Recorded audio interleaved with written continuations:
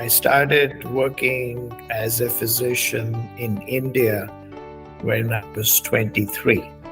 I was in India for about 5 years, practicing medicine, seeing patients up to 150 to 200 patients a day. Then I didn't think that was all that I wanted to do. So, I was looking at options to get somewhere else and do something else. So we got married in '83, and my wife was to come to the U.S., and she and I came together in January of 1985.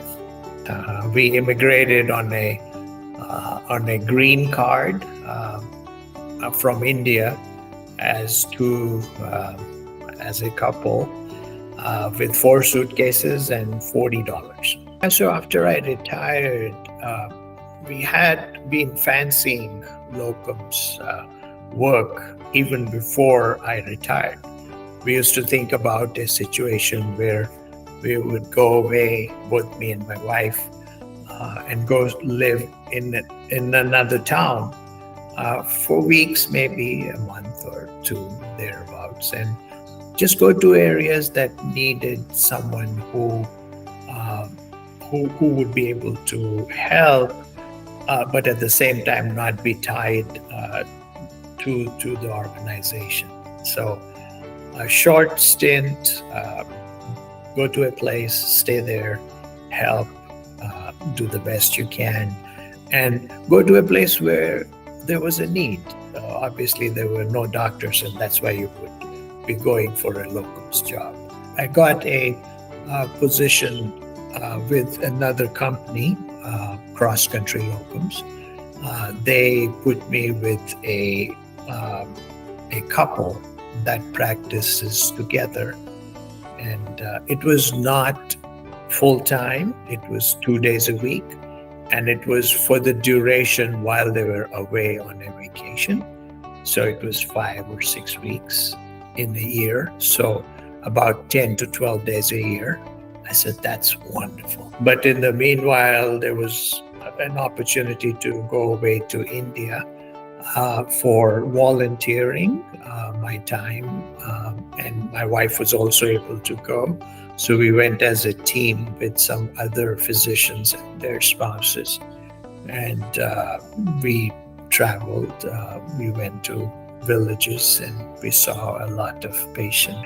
These are tribal villages in the state of Gujarat, where they have very little anything. The roads are unpaved, so you're driving on dirt roads in a sturdy vehicle. We go in groups. We take our own medicines, our own eyeglasses. We have instruments to screen for anemia. We do it non-invasively. And then we also carry medicines and injections. And so ahead of that, people in the background who are from that village, and also organizers who are working behind the scenes, make this information available not only to the village that we are going to, but also to villages that surround that village. So, and then they have a itinerary where they plan for one village to show up as a whole. So everybody shows up, and then they are served, and then the next village shows up. And this is usually done at a school, which has a brick and mortar building. Some places they didn't even have that, so they erected frames and put cloth to make cubicles. Also on the sidelines, there were people who were looking at their blood levels, looking for anemia, if they were iron deficient, There were people who were offering tips about hygiene, giving them simple materials like a towel. They would get soap so that they could use that. The whole village coming together, young children, older folks, middle-aged folks, young people, to see them and to talk to them and to touch them and to offer them at least that semblance of having been listened to. I think that probably was the most impactful for me.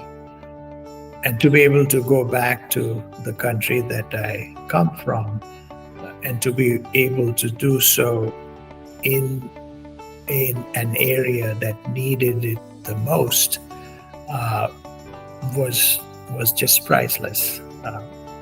I really am in awe. Since I'm not working full time, it's a good thing. Whenever there is an opportunity, I can go for these kind of camps. Especially for someone like me who is now retired and doesn't really need the money, but they need to, touch and talk to a patient.